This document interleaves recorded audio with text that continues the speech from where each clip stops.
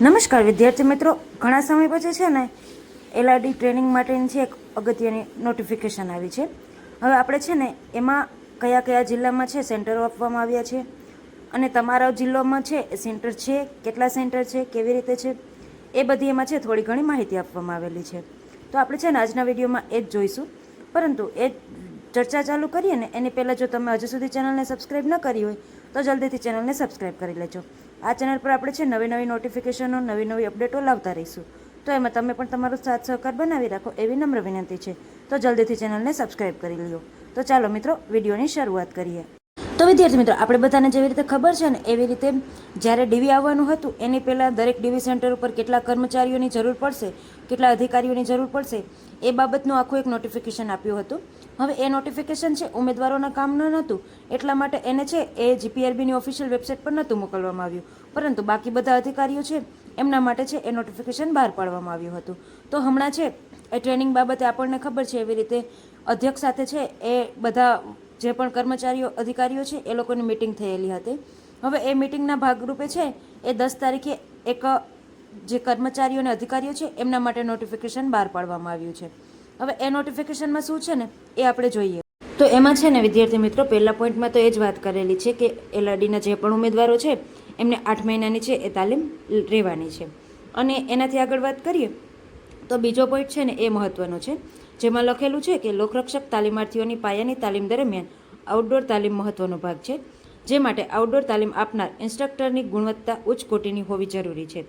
તમામ તાલીમ સંસ્થા તથા સેન્ટર ખાતે લોકરક્ષક તાલીમાર્થીઓને અસરકારક આઉટડોર તાલીમ આપી શકાય અને તાલીમમાં એકસૂત્રતા જળવાઈ રહે તથા એડીઆઈની તાલીમ આપવાની ગુણવત્તા વધારી શકાય તે હેતુસર શહેર, જિલ્લા, જૂથના એડીઆઈનો માટે એસઆરપીટીસી ચોકી સોરઠ તથા પીટીએસ વડોદરા ખાતે 3 નવેમ્બર 2025થી 1 મહિનાની એડીઆઈ રિફ્રેશર કોર્સનું આયોજન કરવામાં આવેલ છે.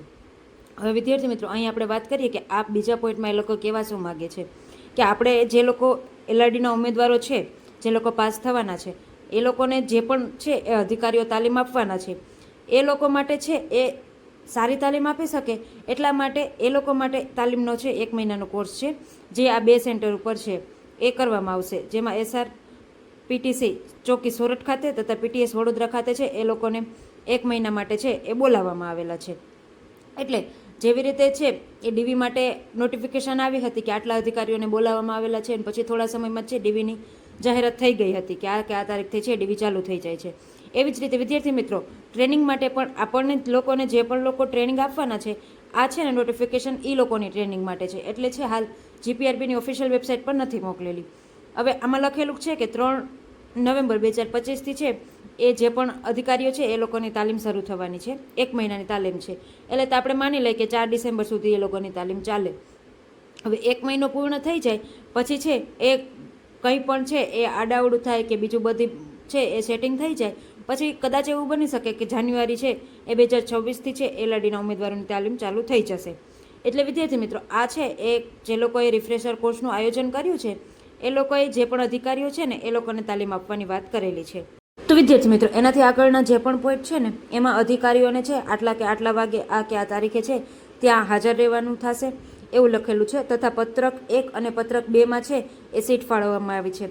હવે એ સીટ કઈ છે કે આ સેન્ટર ઉપર છે આટલા છે એ આપણે અધિકારીઓ જોવા મળશે જે આપણને તાલીમ આપશે.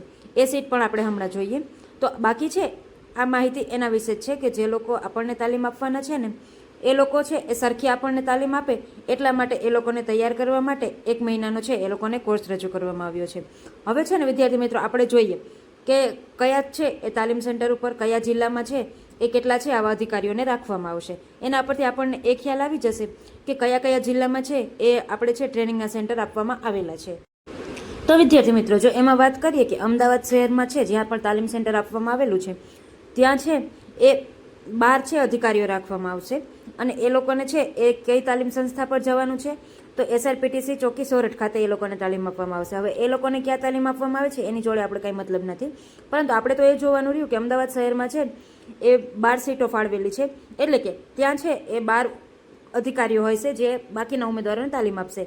અને એવી રીતે છે આપણે દરેક જિલ્લા વાઇઝ જોઈએ કેટલા અધિકારીઓ છે એ ફાળવવામાં આવ્યા છે એ તો આપણને જોવાથી મતલબ નથી. પરંતુ આમાં છે કયા જિલ્લા છે એના ઉપરથી આપણને અંદાજ આવી જાય કે આપણો છે એ વારો ક્યાં આવવાનો છે.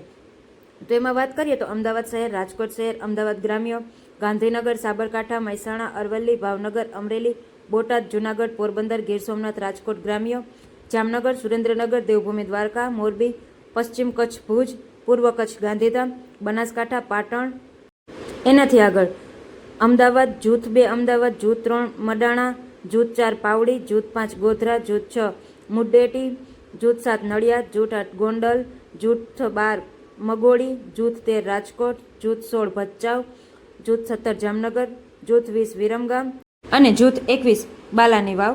હવે આવી રીતે છે આમાં જેટલા પણ જગ્યાઓ બતાવેલી છે આ બધી જગ્યાએ ટ્રેનિંગ સેન્ટરો છે એ હશે અને એ ટ્રેનિંગ સેન્ટરો પર જે પણ અધિકારીઓ હશે મોટા મોટા એ લોકોને અત્યારે તાલીમ છે એ SRPTC ચોકી સોરઠ ખાતે આપવામાં આવેલી છે. એટલે કે આ બધા સેન્ટરો પર થઈને કુલ 352 જેટલા છે એ અધિકારીઓ છે. હવે આપણે છે એનાથી આગળ વાત કરીએ કે બીજા છે એ કયા સેન્ટરો ફાળવવામાં આવેલા છે. તો મિત્રો વાત કરીએ કે PTC વડોદરા ખાતે છે એ કયા સેન્ટરના અધિકારીઓને બોલાવવામાં આવશે. તો એમાં જોઈએ તો વડોદરા શહેર, સુરત શહેર, ખેડા, નડિયાદ, આણંદ, પંચમહાલ, ગોધરા, દાહોદ, મહીસાગર, વડોદરા ગ્રામ્ય, ભરૂચ, નર્મદા, છોટાઉદેપુર, સુરત ગ્રામ્ય, વલસાડ, નવસારી, તાપી, આહવા, ડાંગ, વડોદરા, જૂથ 1 વડોદરા, જૂથ 9 વડોદરા, જૂથ 10 વાલિયા, જૂથ 11 વાવ, જૂથ 14 કલગામ અને જૂથ 18 કેવડિયા. આવી રીતે છે આ બધા સેન્ટરના અધિકારીઓ છે એ લોકોને PTS વડોદરા છે એ ત્યાં બોલાવવામાં આવશે.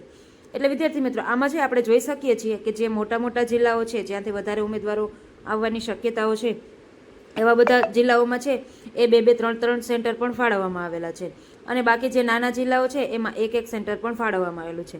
આના પરથી એ તો નક્કી કરી શકાય કે તમને છે એ લગભગ તમારા જિલ્લામાં જ છે એ ટ્રેનિંગ ફાળવવામાં આવશે. તમારે ટ્રેનિંગ સેન્ટર છે તમારા જિલ્લામાં જ રહેશે.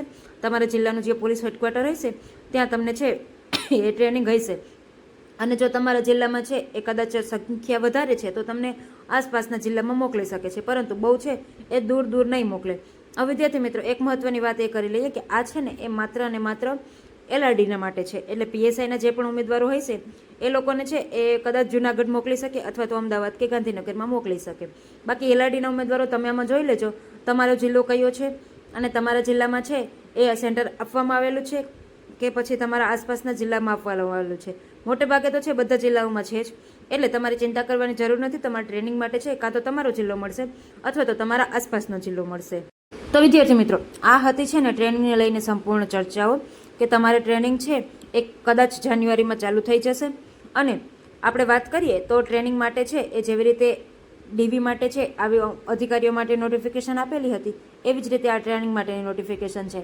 એટલે તમને છે એ આના ઉપરથી અંદાજ આવી જાય કે તમારે કયો જિલ્લો મળવાનો છે ટ્રેનિંગ માટે અને તમારે છે એ ક્યાં ટ્રેનિંગ માટે જવાનું થશે તથા અંદાજિત છે તમારે કયા દિવસેથી ટ્રેનિંગ માટે જવાનું થશે.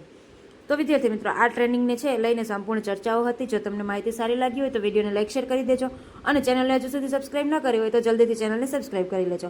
આ ચેનલ પર આપણે છે વિદ્યાર્થીઓને મદદરૂપ થાય એવા વિડીયો સમયાંતરે લાવતા રહીશું. તો એમાં તમે પણ થોડો તમારો સાથ સહકાર બનાવી રાખો એવી નમ્ર વિનંતી છે. તો મિત્રો મળશું નવા વિડીયોમાં નવી માહિતી સાથે.